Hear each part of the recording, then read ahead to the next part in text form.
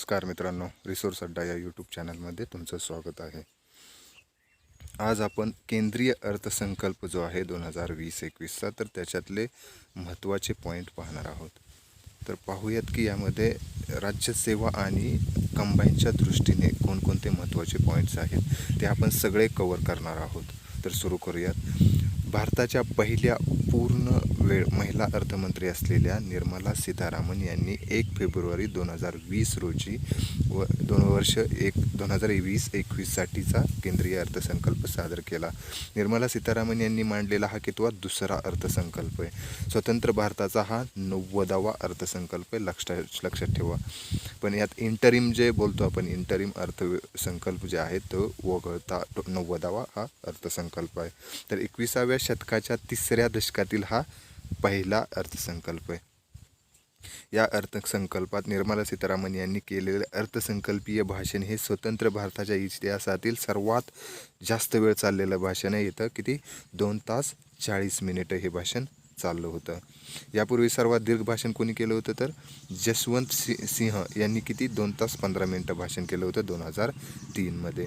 सीतारामन यांच्या अर्थसंकल्पातील भाषणात किती 18,926 म्हणजे टोटल 19,000 शब्द होते. तर यामध्ये सर्वाधिक टॅक्स हा शब्द 12 वेळा वापरला गेला होता. अर्थसंकल्पीय भाषणात प्रथम 4 भाषांचा वापर करण्यात आलेला आहे. कोणत्या? इंग्रजी, हिंदी, तमिळ आणि काश्मीरी.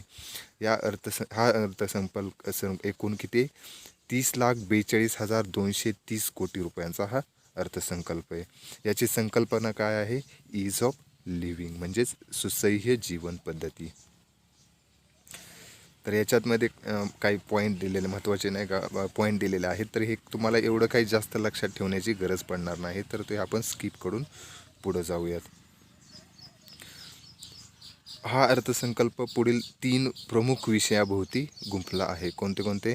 ॲस्पिरेशनल इंडिया म्हणजेच महत्त्वाकांक्षी Bharat, economic development for all म्हणजे सर्वांसाठी आर्थिक विकास, आणि केअरिंग सोसायटी म्हणजे जबाबदार समाज. तर आता पाहूयात या अर्थसंकल्पाची जी त्रिसूत्री आहे तर याच्यामध्ये काय काय महत्त्वाकांक्षी भारत म्हणजे यामध्ये काय येतं? कृषी, सिंचन आणि ग्रामीण विकास, निरोगीपणा, पाणी आणि स्वच्छता, शिक्षण आणि कौशल्य. दुसरं काय आहे? आर्थिक विकासामध्ये काय येणार? उद्योग, पायाभूत सेवा, नवीन अर्थव्यवस्था असे पॉईंट येतील. आणि जबाबदार समाजामध्ये काय आहे? सोशल डेव्हलपमेंट म्हणजेच इथं काय येणार? महिला, बालके व समाज कल्याण, संस्कृती आणि पर्यटन, आणि पर्यावरण व हवामान बदल. पुढं काय आहे?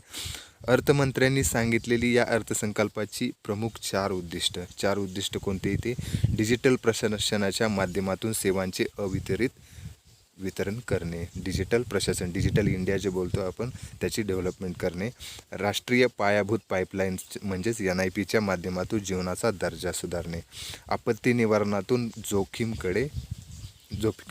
कमी करणे, निवृत्ती वेतन आणि विम्याच्या माध्यमातून सामाजिक सुरक्षा.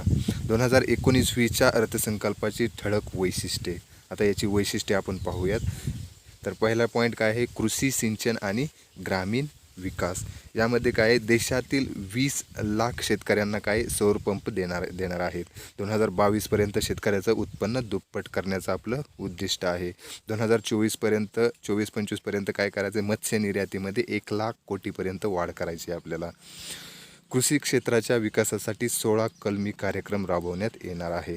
या 16 कलमी कार्यक्रमामध्ये काही महत्त्वाचे पॉईंट: कमी पाणी वापर, खतांच्या संतुलित वापराद्वारे उत्पन्नात वाढीसाठी शेतकऱ्यांना प्रोत्साहन द्यायचे, देशातील पाणी टंचाईग्रस्त 100 जिल्ह्यांसाठी समग्र उपाययोजना आखायचे, अन्नदाता योजनेचा विस्तार ऊर्जादातापर्यंत, सौर ऊर्जा निर्मितीद्वारे उत्पन्न मिळवण्यासाठी शेतकऱ्यांना प्रोत्साहन द्यायचे, प्रधानमंत्री किसान ऊर्जा सुरक्षा म्हणजेच कुसुम योजना जी आहे त्याचा विस्तार किती 20 लाख शेतकऱ्यांपर्यंत करायचा आहे, नाबार्डद्वारे देशभरातील गोदामांचे सुसूत्रीकरण करायचे आणि नवीन गोदामं पण उभारायचे आहेत, ग्रामीण भागातील महिलांच्या सक्षमीकरणासाठी धान्य लक्ष्मी योजनेअंतर्गत मुद्रा किंवा नाबार्डकडून अर्थसहाय्य द्यायचे आहे.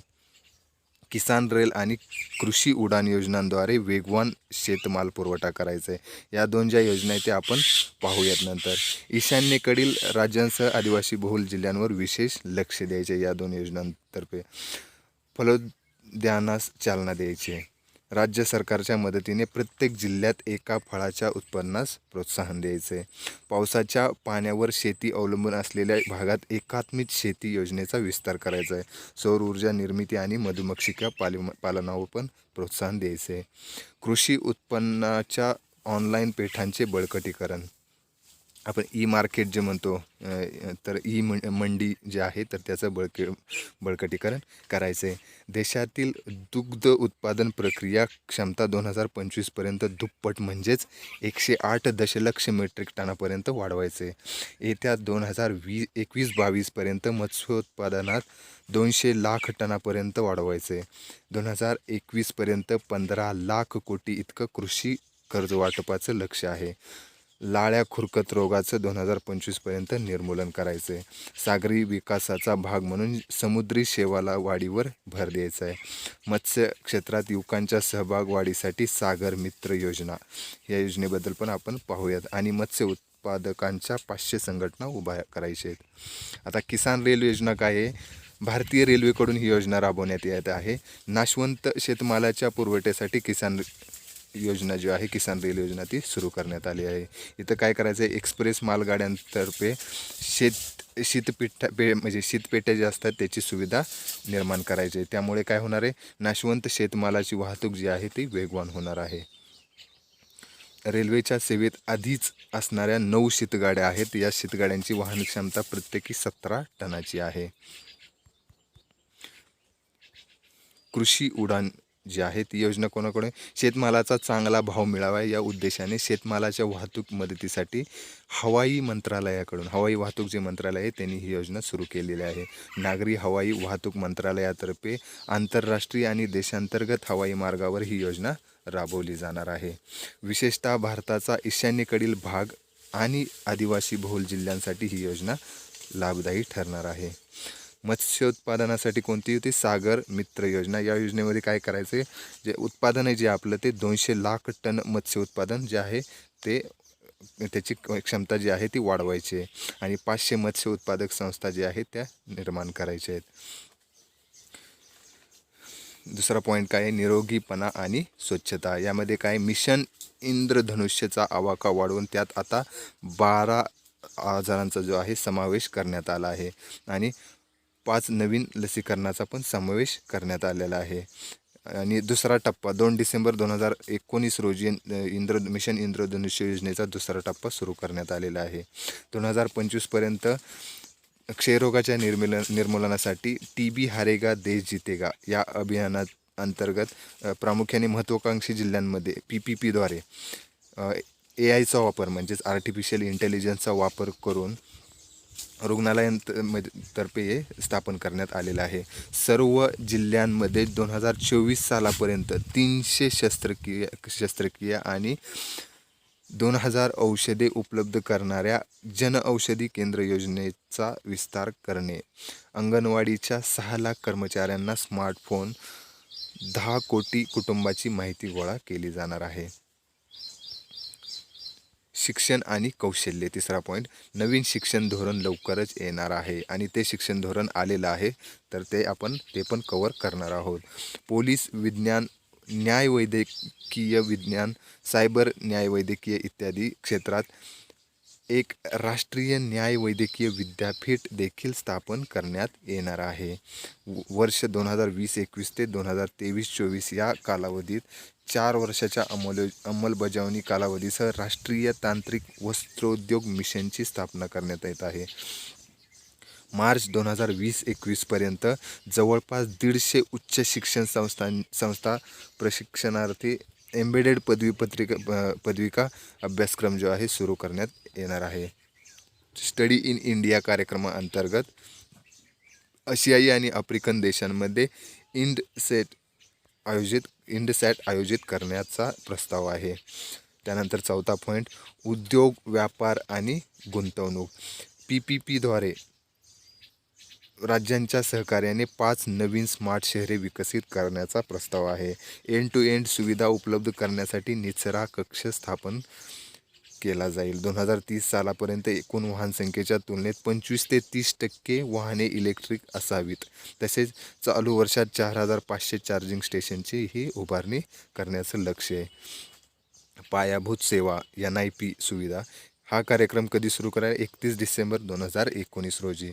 प्रमुख उद्देश काय आहे? भारताच्या पायाभूत क्षेत्रामध्ये पुढील 5 वर्षात 100 कोटी रुपयांची गुंतवणूक करून पायाभूत सुविधांचा विकास करायचा आहे.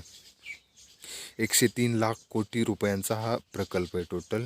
यात विविध क्षेत्रातील 6,500हून अधिक प्रकल्प आहेत आणि त्याची व्याप्ती, आकार आणि विकासाच्या अवस्थेनुसार त्याचे वर्गीकरण करण्यात आलेले आहे. या प्रकल्पाला सहाय्य म्हणून आधीच 22,000 कोटी रुपयांची तरतूद करण्यात आलेली आहे. टोटल किती सांगितलेले? हा किती? 103 लाख कोटी रुपयांचा हा प्रकल्प आहे. वित्त पुरवठ्यातील वाटा केंद्र, राज्य आणि खाजगी क्षेत्र याचा किती वाटा आहे? 39 आणि 22% NIP लक्षात ठेवा. 2023 सालापर्यंत दिल्ली मुंबई द्रुतगती महामार्ग आणि इतर 2 पॅकेज पूर्ण केली जाणार आहेत. भारतीय रेल्वेचे 27,000 किलोमीटर लांबीच्या रेल्वे मार्गाचे विद्युतीकरण करण्याचे उद्दिष्ट आहे. IRCTC मार्फत इंदूर व वाराणसी दरम्यान 3री खाजगी रेल्वेगाडी सुरू करण्यात आली आहे. तिसरी ही बरं का, इंदूर व वाराणसी दरम्यान. आणि पहिली आणि दुसरी कोणती आहे? दिल्ली व लखनौ आणि अहमदाबाद ते मुंबई अशा पहिल्या 2 आहेत. उडान योजनेस पाठबळ देण्यासाठी 2024पर्यंत आणखी 100 विमानतळे विकसित करण्यात येणार आहेत. यावेळी विमानांची सध्याची संख्या 600हून 1200पर्यंत वाढवण्याची शक्यता आहे. जम्मू काश्मीर व लडाख या केंद्रशासित प्रदेशांच्या विकासासाठी अनुक्रमे 32,000 कोटी आणि 5,900 कोटी रुपयांची तरतूद करण्यात आलेली आहे. नवीन अर्थव्यवस्था 6वा पॉईंट. यावर्षी म्हणजेच 2020 भारतनेटद्वारे fibre to home connection 1 lakh ग्रामपंचायतींना जोडले जाईल. 2020-21मध्ये भारतनेट कार्यक्रमाला 6,000 कोटी रुपये देण्याचा प्रस्ताव आहे. कृत्रिम बुद्धिमत्ता व इंटरनेट ऑफ थिंग्स या क्षेत्रात वाढीसाठी देशभरात डाटा सेंटर पार्क उभारण्यात येणार आहेत. 2024 सालापर्यंत भारतीय रेल्वेचे 100% विद्युतीकरण करण्याचे लक्ष्य आहे. 2024 लक्षात ठेवा.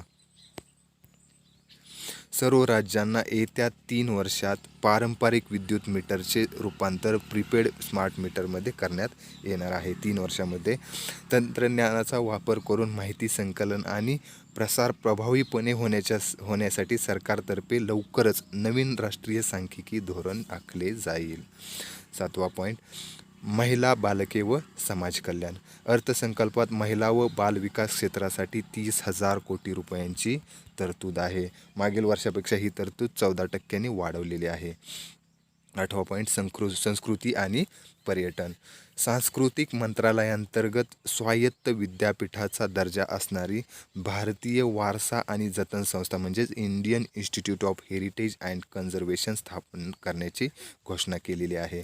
लक्षात ठेवा, Indian institute of heritage and conservation.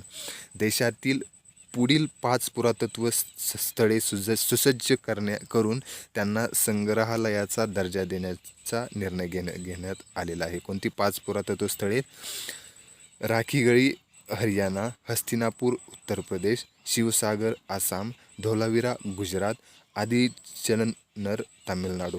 तर हे जे 5 स्थळे आहेत हे तुम्हाला कसे पण ह्याच्यावर क्वेश्चन विचारू शकतात. याचं लोकेशन कुठे कसेही विचारू शकतात, त्यामुळे लक्षात ठेवायचे आहेत. पुढं काय आहे?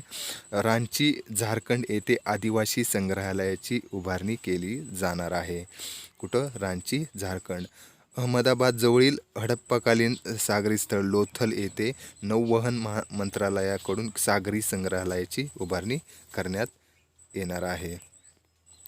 पर्यावरण व हवामानाबद्दल 9वा पॉईंट. व्याघ्र प्रकल्पासाठी 350 कोटी रुपयांची तरतूद आहे. जागतिक हवामान बदल कृती आराखड्यासाठी 40 कोटी रुपयांची तरतूद केलेली आहे. राज्य कारभार. राष्ट्रीय भरती आयोग म्हणजेच नॅशनल रिक्रुटिंग आयोग जे आहे ते स्थापन करण्यात येणार आहे. राज्य कारभाराच्या मुद्द्यावर जसे स्वच्छ भ्रष्टाचार विरहित धोरण निर्मिती, चांगल्या हेतूने आणि महत्त्वाचे म्हणजेच विश्वास संपादन करणारा राज्यकारभार यासाठी अर्थमंत्र्यांनी राष्ट्रीय भरती आयोग स्थापन करण्यात येणार असल्याची घोषणा केलेली आहे. याच्या परीक्षा कशा ऑनलाईन घेतल्या जाणार आहेत. आर्थिक क्षेत्र 11वा पॉईंट. यामध्ये काय आहे, ठेवी विमा आणि पत हमी महामंडळाला म्हणजे DICGC ठेवीदारांची ठेव हमी याची व्याप्ती वाढवण्याची अनुमती दिली आहे. ती पहिली किती होती, 1,00,000 रुपये होती, ती आता 5,00,000 रुपये करण्यात आले आहे. म्हणजेच तुमचा जो बँकेत पैसा असतो तर त्याला जे इन्शुरन्स दिला जातो तर तो पहिला 1,00,000 रुपयेपर्यंतचा होता, तो आता 5,00,000 रुपयांचा करण्यात आलेला आहे. RBIची कर्ज पुनर्रचना योजना 31 मार्च 2020 रोजी बंद होणार होती. आता ती 31 मार्च 2021 पर्यंत वाढवण्यात आलेले आहे, म्हणजे 1 वर्ष अजून वाढलेलं आहे. बँक खात्यातील रकमेवर विमा कवच 5,00,000 रुपयापर्यंत, हेच पहिला पॉईंट जो बघितला तो 5,00,000 रुपयेपर्यंत वाढवण्यात आलेला आहे. 2019-20 या वर्षात सरकारला रिझर्व्ह बँकेकडून 1.52 लाख कोटी रुपयांचा लाभांश मिळालेला आहे.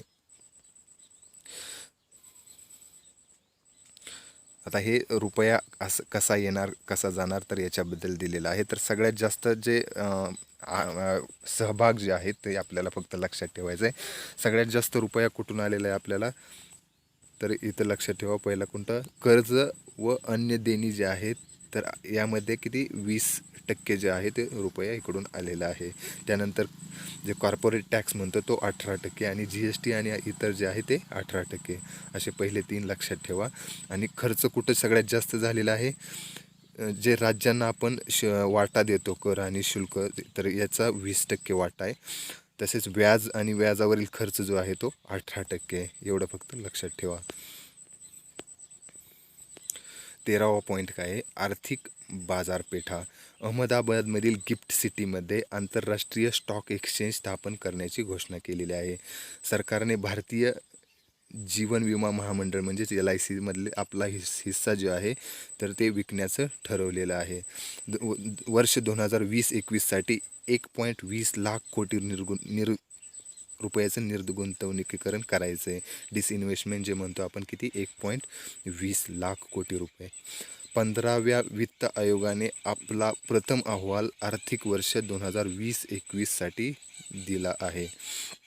संघराज्यीय भावनेतून सरकारने पर्याप्त उपाय म्हणून आयोगाच्या शिफारसी स्वीकारल्या आहेत. आयोग आपला अंतिम अहवाल यावर्षीच्या अखेरपर्यंत राष्ट्रपतींना सादर करेल.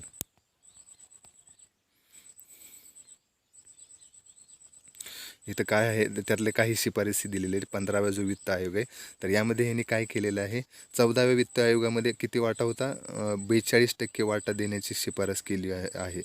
तर ती 15व्यामध्ये किती, हा वाटा 1% घट करून किती 41% करण्यात आलेला आहे. आणि सर्वाधिक वाटा कोणाला जातो, उत्तर प्रदेश, बिहार, त्यानंतर मध्य प्रदेश आणि नंतर येतो 4 नंबरला महाराष्ट्र. आणि यामध्ये महाराष्ट्राच्या वाट्यात वाढ झालेली 0.6%. हे सगळ्यात महत्त्वाचं लक्षात ठेवा. 42% होऊन हा वाटा किती आलेला आहे, 41%.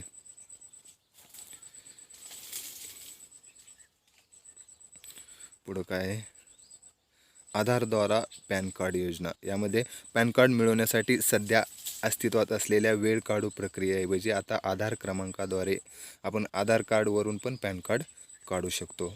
14वा पॉईंट काय आहे, संरक्षण क्षेत्रातील 3.37 लाख कोटी रुपयांची तरतूद करण्यात आलेली. ही तरतूद 5.8% परत वाढलेली आहे. 3.37 लाख कोटी रुपये. संरक्षणावर सगळ्यात जास्त खर्च करणारे टॉपचे 5 देश कोणते आहेत, सगळ्यात पहिला आहे अमेरिका, चीन, सौदी अरेबिया आणि 4 नंबरला येतो भारत. आणि या 5 देशांचा जो वाटा आहे जगातील एकूण संरक्षण क्षेत्रावर तर तो 60% वाटा आहे तो खर्चात. G20च्या परिषदेची तरतूद. भारताला 2022 सालीच्या होणाऱ्या G20 परिषदेचं यजमानपद भेटलेलं आहे. तर यावर्षी हे काय होणार आहेत, 75 वर्ष पूर्ण होणार आहेत आपल्या स्वातंत्र्याला. तर याच्यासाठी 100 कोटी रुपयांची तरतूद केलेली आहे.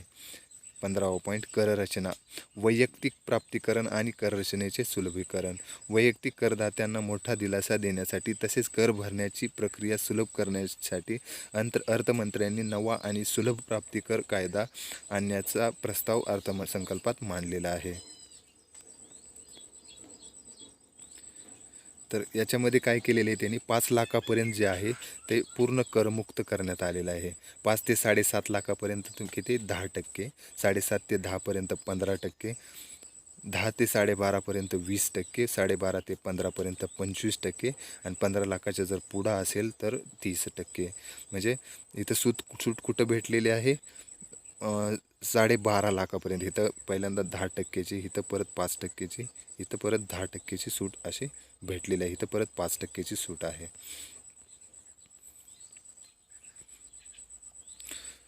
या करांवर 4% जे आहे ते आरोग्य व शिक्षण उपकर व अधिभार कायम राहणार आहे. लक्षात ठेवा किती 4%.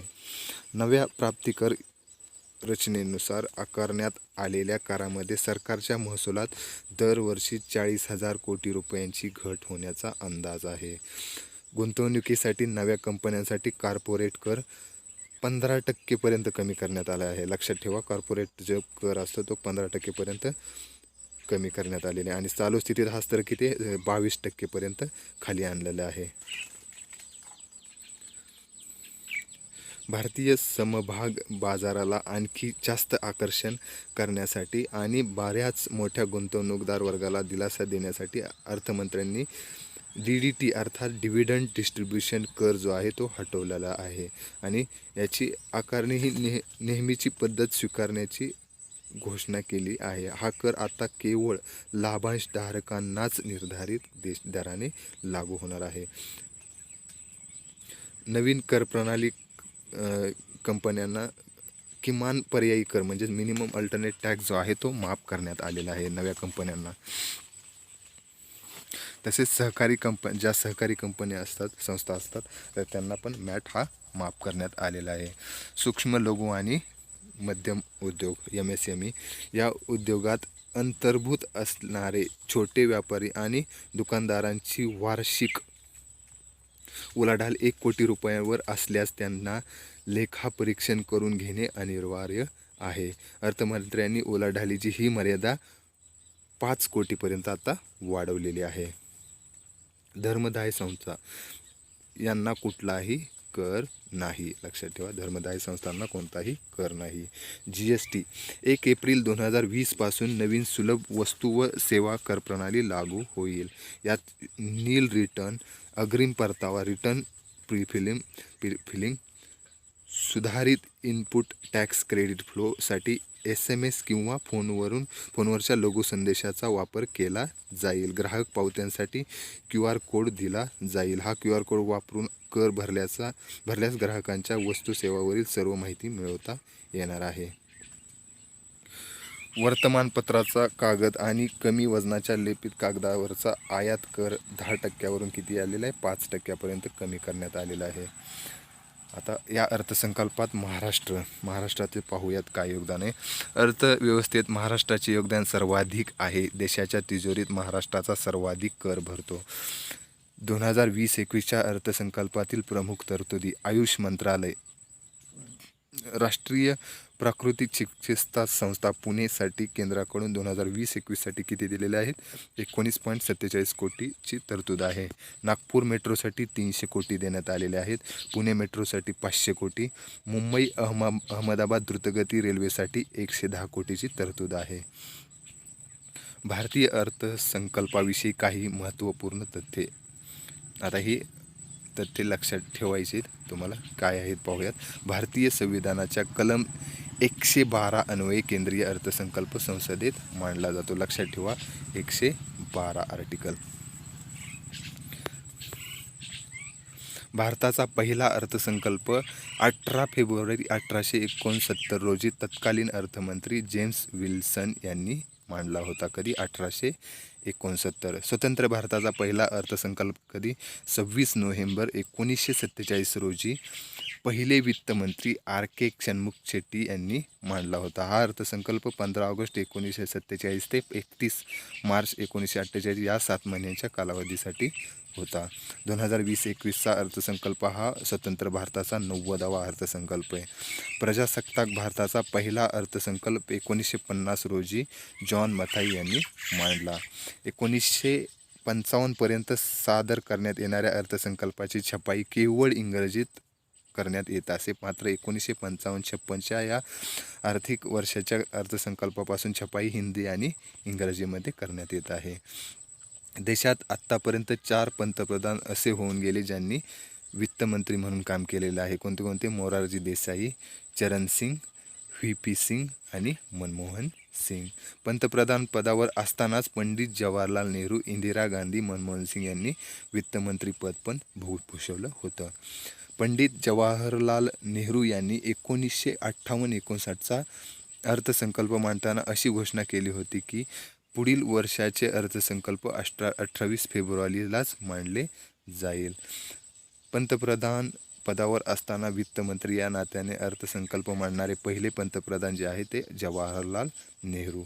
वित्तमंत्री, हंगामी वित्तमंत्री या नात्याने अर्थसंकल्प सादर करणाऱ्या पहिल्या महिला कोण आहेत? इंदिरा गांधी. तथापि वित्तमंत्री या पदावरून अर्थसंकल्प सादर करणाऱ्या भारताच्या पहिल्या पूर्णवेळ महिला वित्तमंत्री कोण आहेत? पूर्णवेळ लक्षात ठेवा, निर्मला सीतारामन.